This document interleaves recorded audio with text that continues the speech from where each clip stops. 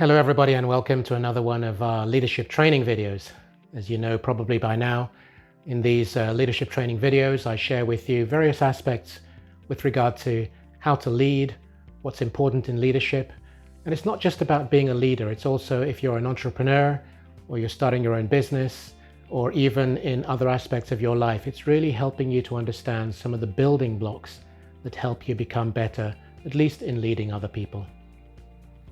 Today we're going to talk about a very important aspect and possibly not much talked about in general when we talk about or think about leadership, which is that we should never neglect our loved ones. You see, our loved ones are so important in our journey. In order for us to be successful, in order for us to achieve the things that we want to achieve, those around us who are there should never be forgotten. Now this of course could be your spouse, your partner, your children, or even your parents. Maybe you're today single or you have a relationship. Maybe you're married with young children, older children, whatever it happens to be. This is something that you can put inside your approach to leadership and help you to become even better. So it's a really fundamentally important aspect of leadership, is the ability to not only think about where you want to go, but those who in this world you are journeying with, like I say, whether it's your parents or your family.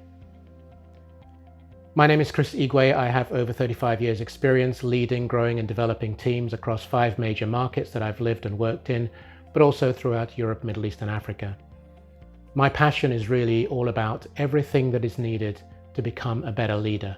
And what I share with you in these videos, they're not theories. They're not ideas, they are actual practical solutions that I have experienced and used throughout my own journey. So it really comes from the heart in terms of what I'm sharing. It would be great if you connected and commented, liked, share your own thoughts around this particular topic, which is really important. How do you deal with it? How is it changing your life? Or what are the aspects that through this video may have resonated with you? So we're going to start with just a couple of thoughts to set the scene. I'll give you 2 examples from my own life where when I was living in Strasbourg in France and I was working in Basel in Switzerland. It was an hour-and-a-half drive, but quite frankly I wasn't going to do it every day because they were really long hours, a very intense, complex project I was working on and needed full attention, so it wouldn't have been safe to go backwards and forwards all the time. So my 2 children, my daughters were 5 and 3 roughly, and I would be away from Sunday evening until Friday evening, so just the weekend. And I devoted my time at the weekend to my wife and my children. My wife was working as well. On one occasion, when it was open day for the school, after I'd been working for about 2 or 3 years, I went to the school and I said to the teacher, I'm really concerned. I'm worried because I'm away all the time. How are my daughters doing? And you know what? This is one of the most amazing things in my career that I've heard, because it meant so much. She said to me, you know what? Of all the children in this school, they're in kindergarten, your children are the most grounded and the most balanced and very happy. And for me, that really touched my heart, because at least I knew I was on the right track through the things that we were doing, and I'll share with you just now. The second quick example is the fact that when I was newly married, maybe 2 years into our marriage, we were living in Edinburgh in Scotland, and I was working on the west coast of Scotland.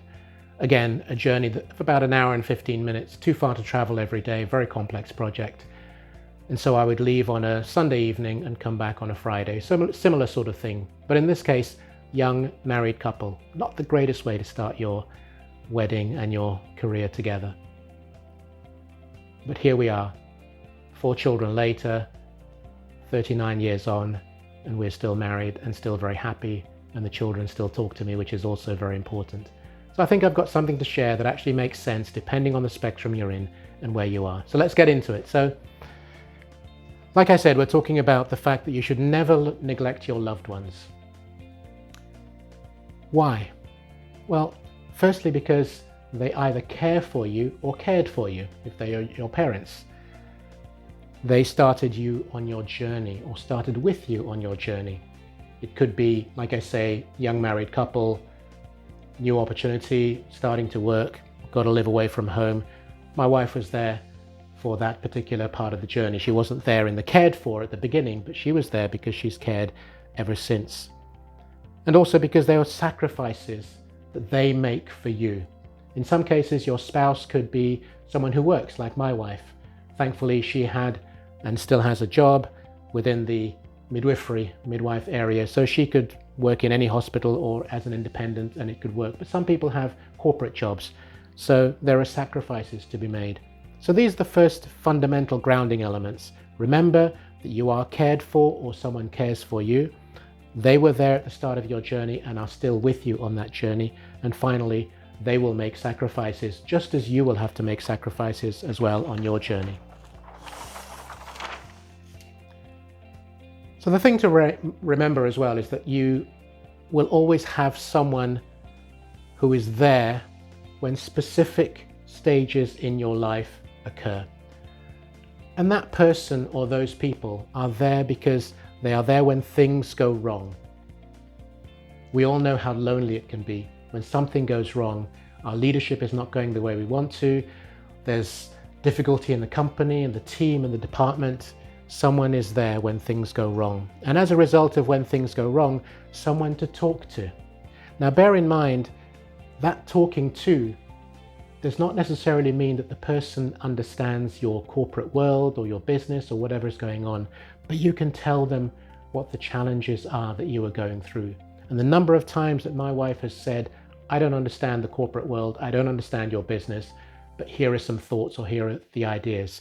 And she gets to it by listening emotionally. So you have unemotionally. So you have someone who doesn't get involved in the emotion because you're living that already. You don't need somebody else taking that on board, but someone who listens unemotionally. And as necessary, if you invite it, which I encourage you to do, gives advice.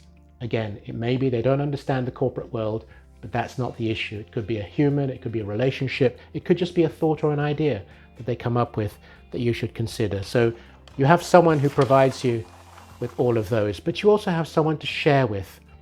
Like any journey with a family, any relationship, it's about sharing. Because if you can't share, you're already doomed to complexities. You have someone there who distracts you as well. So it kind of takes your mind off it. Maybe after speaking about it, talking about it, maybe you decide to go for a walk or go out or whatever, or you get down on the floor and play with your kids. It distracts you, takes you away from the immediate challenge you're having. But equally well, you have someone who remotivates and re-energizes you. And I know that through my children, for example, especially now that they're older, they've been great in remotivating me and telling me that I am their hero. So you have that opportunity through the experience of someone who is there, or the people who are there that you connect with, communicate with, and talk to in order that they can be there to support you. So those are really very important aspects.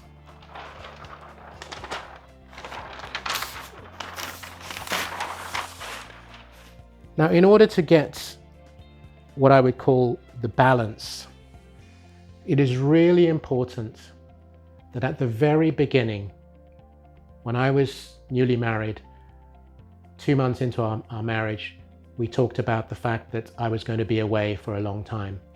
When I had the job in Basel and living in Strasbourg, I had a conversation, and I've had many other conversations with my wife based on what I'm doing. Because what you need to do is to agree what the boundaries are. What is acceptable and what is not acceptable?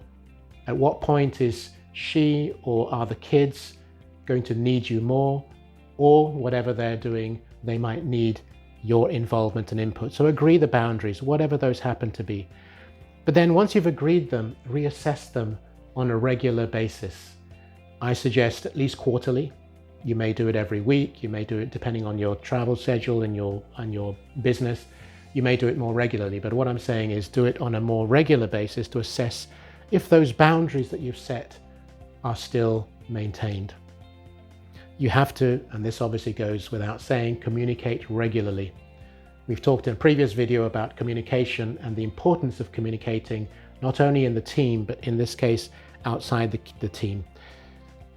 Share your schedule. So it could be your travel schedule, it could be your business, it could be that you've got an important quarterly review for yourself or for your team. It could be that you're coming up to end of year accounts. It could be something of a nature where you're going to be maybe late in the office, work from home, whatever it happens to be. Share your schedule so that they know as well what you're doing and when you're going to be less available. That is so important. And then equally importantly, check in with them regularly. Now, back in the day, of course, you might remember those telephone cabins outside long before mobile telephones, where we didn't have the luxury of being able to phone. And I traveled 3 to 4 times a week, every week, and have done so for many, many decades now. So I would regularly check in. In fact, every evening I would phone home wherever I was, international or at well, if I was in the US or if I was in Europe, I would phone and speak to each of the children and to my wife as well. It might be a short phone call, but it doesn't matter. It was checking in regularly, see what's happening, make sure everything's okay, staying in touch. I put this in here because I think it's important as well, bringing home gifts. Now, we've always been very strict about gifts, so we're not going to come back with this huge, great big panda that I bring back from Australia or Japan or wherever I've been, or San Francisco. It would always be something that was appropriate, of a certain size, and something I didn't do all the time. So the kids were not used to the fact that, oh, Dad's traveling, therefore he will bring us back a gift. So they knew and understood that. But I would bring things back for my wife and for the children, just to say thank you for supporting me and being there. And then finally, but not the least, spend quality time. Quality time means where you are shutting everything else out from work or the office. You are focused on your child, your children, your wife. Maybe you go to the movies with them. Maybe you go out for a meal, a family meal. Maybe you stay in and watch a movie together. Or maybe you just get down on the floor and rumble with them, depending on their ages. But spending quality time is so valuable and important. So those are some of the things I wanted to share with you, because they are so critical to the way in which you will be able to progress and grow. Because by somebody giving you all the love and attention and support that you need, and you recognizing it and giving them the same amount as well, will pay dividends for you in the future. Is this easy? Absolutely not. Absolutely not. The 39 years that I've been married, I have to say that there have been highs and lows like any relationship, ups and downs. But the great news is my kids still talk to me today. We're on a regular basis in contact. My wife and I have a very special relationship. So it can be done, but it takes a lot of work. It's a real investment. But that allows you to achieve the things that you want to. So maybe some of you are saying, well, if I go to another part of the world, I'm single, will my spouse, partner, whatever, go with me? Clearly, I can only answer the foundational elements and questions that you need to look at. An example that I would give, however, is a young man, mid-20s, in the company I worked at quite a few years ago now, had an opportunity to go to Asia, and he was based in the UK. He asked me for my advice and thoughts. We talked about it, and in the end I said, you should do it. You should take the opportunity. It's very rare, and in large companies like ours, it may not happen too frequently. He said his girlfriend may not be up to it. And I said, that's something you need to discuss between the two of you and figure that part out. Now, in the end, their relationship broke up, but he found another relationship. He's very happy in it, and he's had a tremendous time and just really skyrocketed in terms of his growth and the things that he's been doing. So you'll have to make your own individual choices around what is best. But if you consider some of these fundamental elements of what I've been sharing with you, then honestly, it'll make a big difference to you, because I've seen all around me friends, colleagues, acquaintances over many, many years who sadly their relationship has broken down, and many of them as a result of continual travel and so on and so forth. So if I can do anything that might support you in your journey, take away some of these points, put them into practice, and hopefully you can learn from them. So it's been my pleasure to share this with you. If you know that anything has resonated, I'd love to hear it from you. And also, of course, please feel free to share, like, comment, and subscribe to the channel so you know what other videos are coming in the near future. In the meantime, may your leadership training continue to go well and learn from what I've been able to share with you. Thank you.